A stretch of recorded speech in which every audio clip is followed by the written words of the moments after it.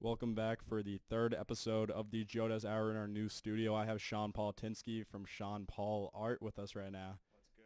Glad to be here. Sean's going to be drawing a little bit of a mural for us on the Joe Dez Hour whiteboard, going to be pretty impressive by the end of this, but we're also going to be interviewing him throughout the entire process. Sean has done quite a few pretty interesting things that we're going to be covering during this episode. First off, Sean, would you like to start just drawing the outline right now, and I'll come up with the first question? Yeah, sure. Okay, first off, Sean, well, I would like to ask you about how did you really get into art and how did you find out it was your passion? Because you've been doing this for years already. I've seen you do this since already freshman year, so that'd be 4 years by now. Yeah, so I've been drawing pretty much my whole life. Just like in class when I was little in elementary school, I used to just doodle like all class, and that's really been. I've always kind of had a natural talent at it, and I just kind of took off with it when I got to middle school and high school and started practicing a lot. And then I created Sean.Pol.Art around sophomore year just to kind of broadcast my art to just like close friends and stuff like that. And it kind of took off a little bit. And yeah, now I'm going into it for college. I'm going to be doing graphic design and hopefully make a career out of that. That was awesome to see, Sean. Any top colleges right now that you're looking at? Yeah, I'm gonna go tour Xavier in over February break. It's up in Cincinnati, and that should be. They have a great graphic design program, so I'm excited about that. I'll hopefully like the campus there, and I'm also looking at Merrimack. Merrimack had an awesome graphic design program as well, and hoping to be a concept artist for video games or movies or something like that, just to create characters and stuff. No, that's awesome, Sean. I think that you'll do great at that. I'll include a couple of Sean's obviously drawings throughout this video so you can see his skills throughout this. You can see that obviously right now. He's just doing the outline right now, already starting to look great. Sean, next up I'd like to ask you though. And a lot of people know that you do art, but not too many people know about your biking career. You told me that you biked all the way to Cape Cod in one day. Would you like to go into a little bit of details about your biking career? That is true. So I started biking. My dad kind of introduced me to it. Probably towards the end of my freshman year in like 2019, and it all came down to training for what's called the MS bike ride or the Cape Cod Getaway bike ride, which is 75-mile bike ride, or it's 150 miles for 2 days, but I only did 75 the first year, from Quincy to Bourne, to raise money for MS, multiple sclerosis, to find a cure for that, and I kind of took off from there. That became kind of a second passion of mine. And every year I ride usually 75 miles, but the second year was about 85 miles from Quincy to Bourne. And I do other rides like that. There's a ride called the Tour de Goshen in New York, which is a 60-mile bike ride to raise money for, can't think of the disease off the top of my head, but for some other disease. Yeah. And yeah, that's just kind of a second hobby of mine that I really enjoy doing. No, it's awesome to see, Sean. It's just crazy that you can actually bike 75 miles in one day. That's just insane.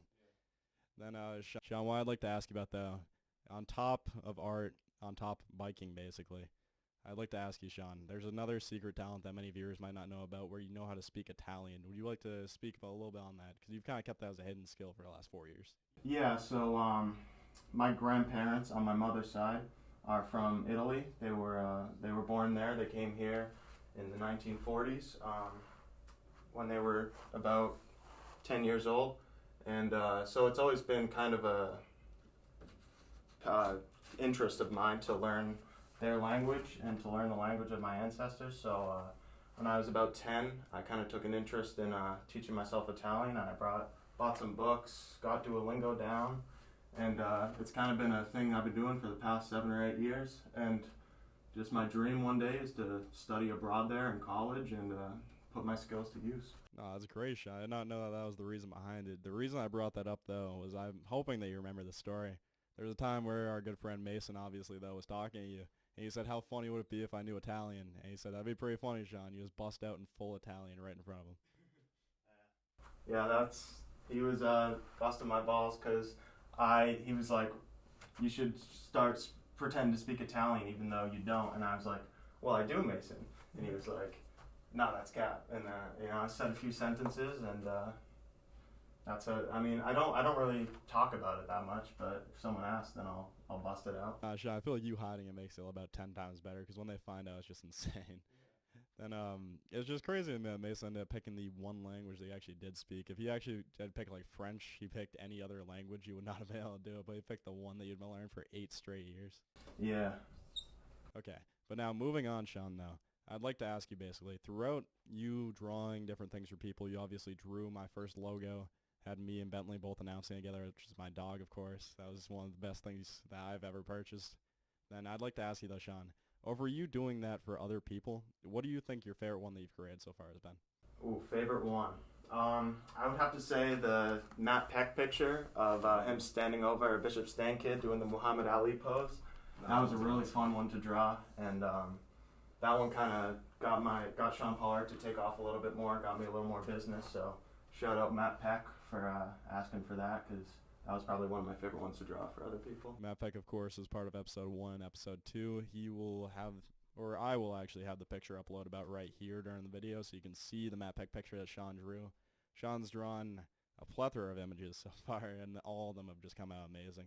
As you can see, Sean's starting to fill in the outline right now. Already starting to get the Joe Dez Hour logo looking real professional up there. Looks very nice.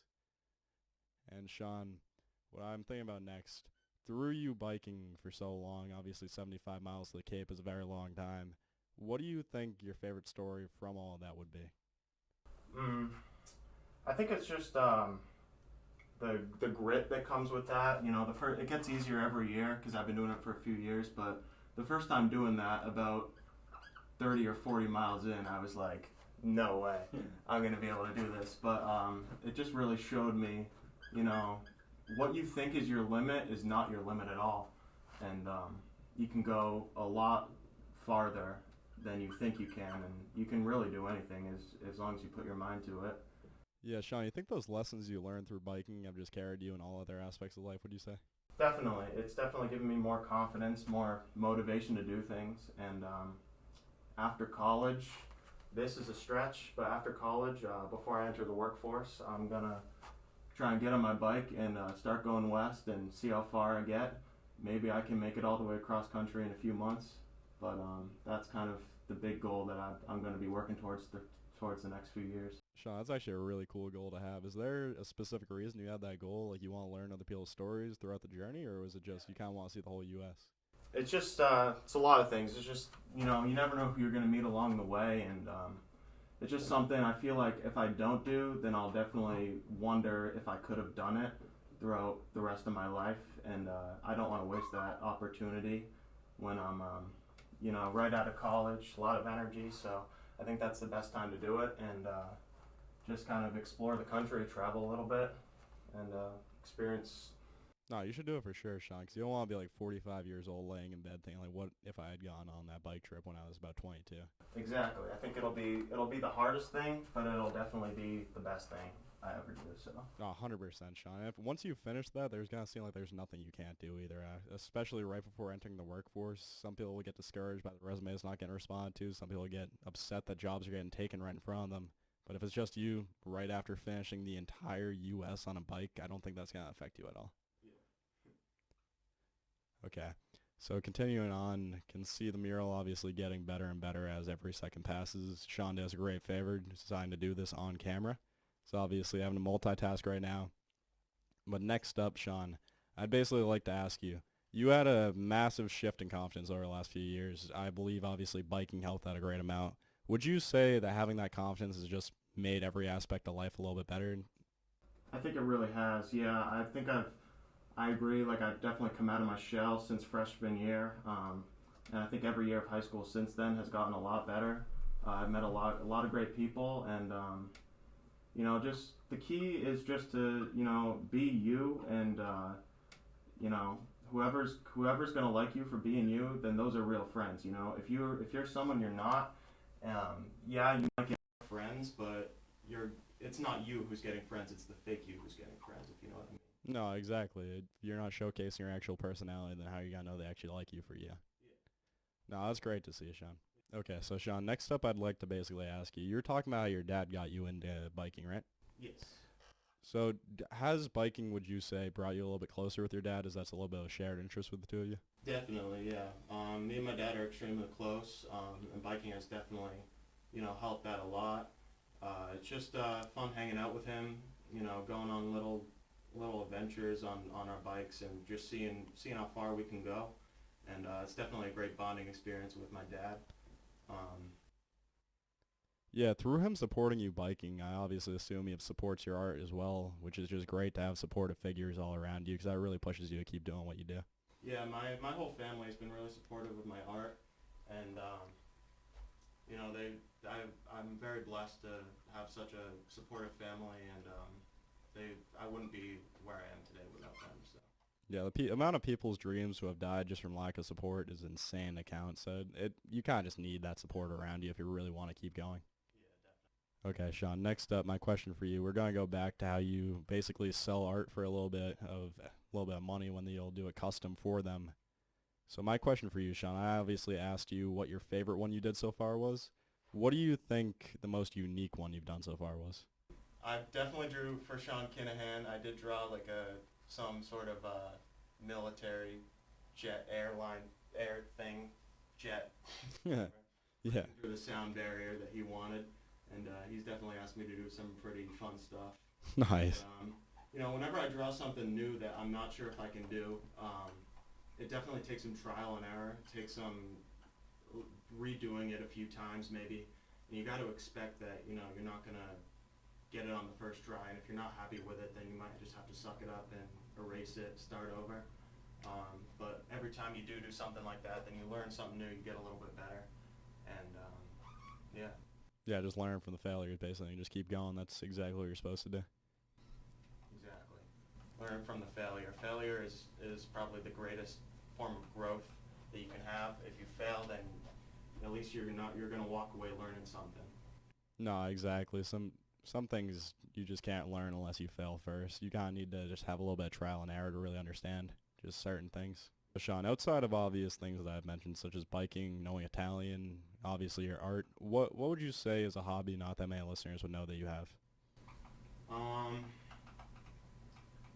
I would say probably. I mean, a lot of people know it already, but definitely skateboarding.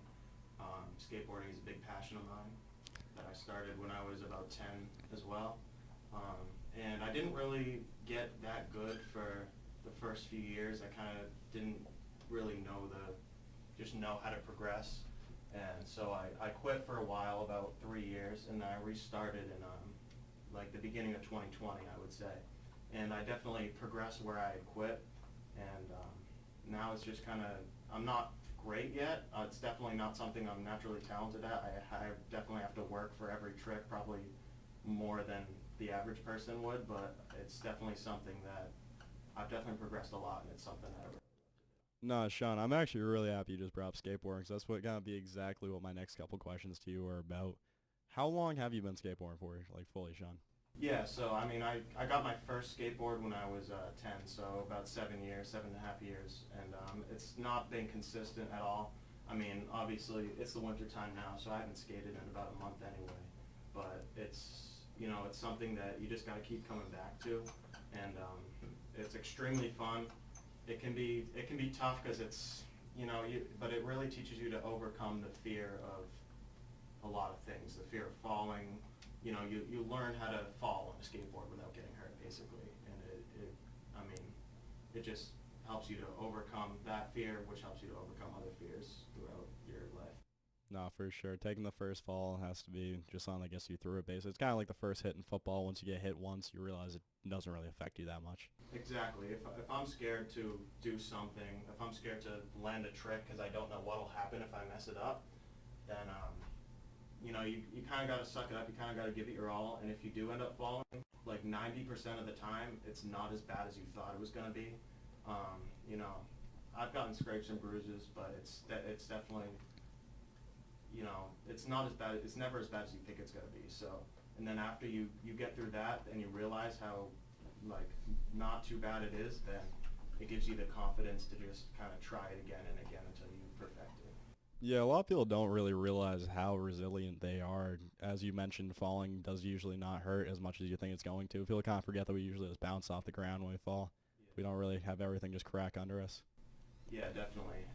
And like I said earlier, skateboarding kind of teaches you how to fall. So like I mean, I know this sounds crazy, but as a skateboarder, you should practice falling, like practice rolling with the ground. If you fall, kind of like curl yourself into a ball and just kind of like roll with the ground a little bit, and that'll prevent a lot of injury in the future if you when you get to trying the more advanced tricks. Yeah, Sean, the more and more you describe it, the more I kind of feel like skateboarding in this conversation relates back to our conversation earlier about failure, basically. Like, everyone, when they think about failure, thinks it's going to be a lot worse than that is, just like falling on the ground. But most of the time, we just bounce right back. And the best way to recover from it is just rolling with the punches, as you mentioned a minute ago. Exactly. Rolling with the punches, taking the hit, because you always learn a very valuable lesson every time you do that, and you grow as a person. And you know, a boat is safest at shore, but that's not what it was built for. If you know what I mean, like you got to take the risks sometimes, and just go out to sea, and there'll be some rough waves, but you'll learn something from it, and you'll become a better person because of it. Sean, that's actually a great metaphor right there. The ship is built, and the ship is safest in the harbor, but that's not where it's built to be. That is actually a perfect way to describe it. Yeah, I mean, I heard that like yesterday. Yeah. Lined up perfectly with this interview, I guess. So, Sean, what I would like to ask next, you have mentioned your love for skateboard, your love for biking, obviously. Are you kind of just an outdoorsy person, would you say? I would say so. Yeah. I mean, I love camping. I love just like building fires and bonfires and stuff. Just hanging out outside. I go outside. It's very tough for me to not go outside like every day. Even if the weather's bad, like just being outside, it brings me so much joy. Just to like I take a lot of walks in like the woods and stuff, just to like kind of I don't know experience nature, I guess. Nah, Sean, I'm happy you said that because I love going on walks through the woods. What I would like to ask you actually about that, do you kind of feel like there's a sense of peace just around you when you're out in nature? Definitely. I think usually I would pop in headphones, but when I do that sort of stuff, definitely not. You just listen to the birds, listen to if you're by a stream or something like that, just kind of like be in the present moment, and you come back with definitely a sense of peace. Yeah, you kind of never have a clearer head than after the time you spend in the woods, I feel like. It kind of just gives you a real reflective moment on your own life. Sean, this mural is just continuing to look great so far. Almost nearing the end at about 19 minutes right now. Going to keep this interview going, of course. Sean has just done a great job multitasking. Pretty impressive that he's actually been able to do this just so fluidly. Thought there'd be a couple breaks, but nah, not one. Yeah, I mean, I've to be honest, the talking has kind of distracted me from all the filling in the color.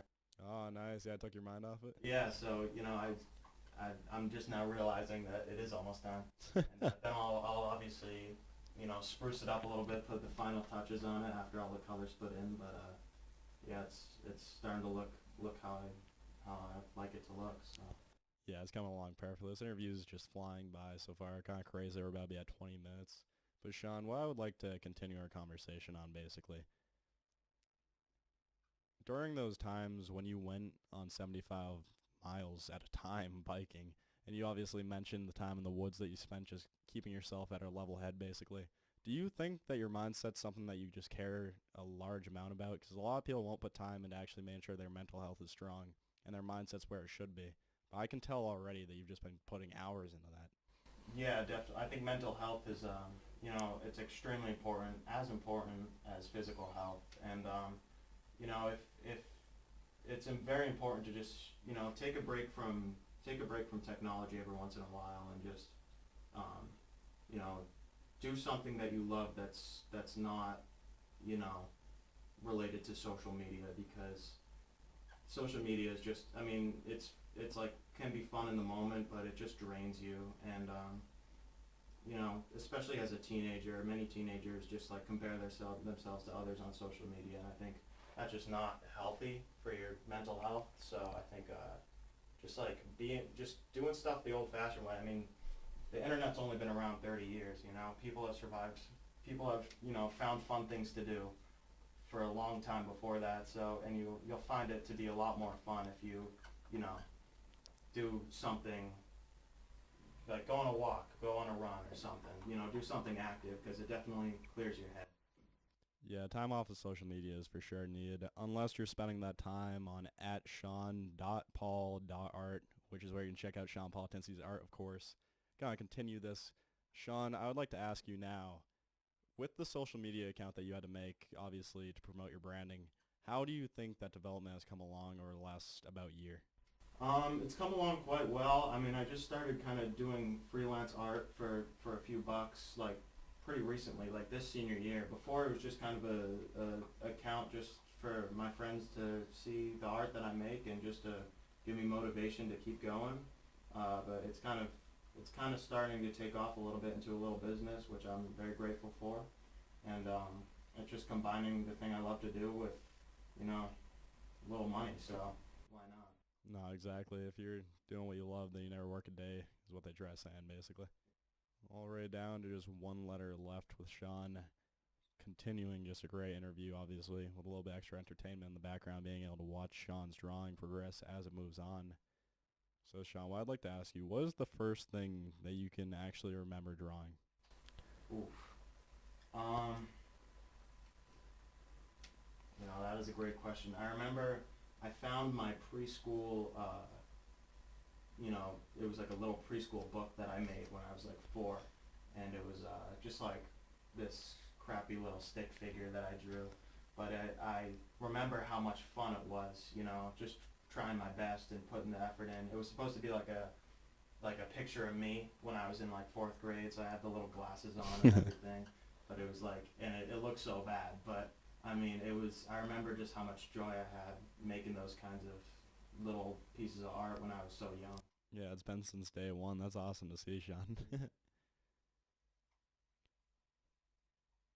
All right, as Sean fills in the U right now, I will start the outro of this. We will give a final shot of the mural, of course.